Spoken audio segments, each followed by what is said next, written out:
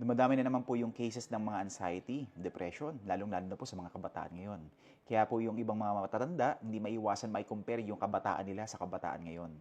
Kwento ko lang ha, alam mo ba dati, bago pa nauso ang cellphone, mga social media, kapag meron kang pinagdaraanan, gagawin mo, lalabas ka lang. Hahanap ka ng katropa mo, makikipagkwentuhan ka, tatawa kayo, minsan iiyak pa nga kayo eh. Merong yayakap sa'yo, merong dadamay sa'yo. Yung mga negative na nangyari sa buhay mo, nagiging biro pa para gumaan ang loob mo. Pero kasi ngayon iba na. Magkakasama nga kayo sa isang kwarto pero lahat naman nakatutok sa screen. Napakatahimik. Walang nag-uusap. Walang nagkakamustahan. Wala kang mapapaglabasan ng sama ng loob. Bakit? Kasi mga tao busy na ngayon, kakascroll. Mas gusto pa nila yung nakatingin sa screen kaysa makinig.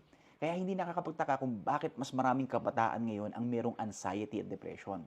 Nakita mo, connected nga kayo sa isa't isa, pero disconnected naman po kayo sa totoong buhay. At alam mo ba, mayroong paalala ang ating Panginoong Diyos patungkol dito. Sabi po niya, no, seek first the kingdom of God. Ibig sabihin, bago ka mag-check ng notifications, bago ka magbukas ng mga messages, lumapit ka muna kay God.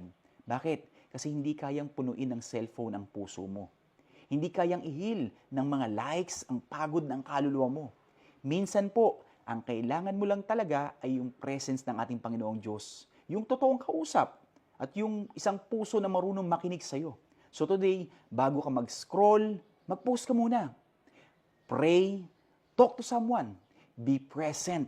Because healing doesn't come from screens. It comes from God, a genuine connection. So yun po ang kailangan mo.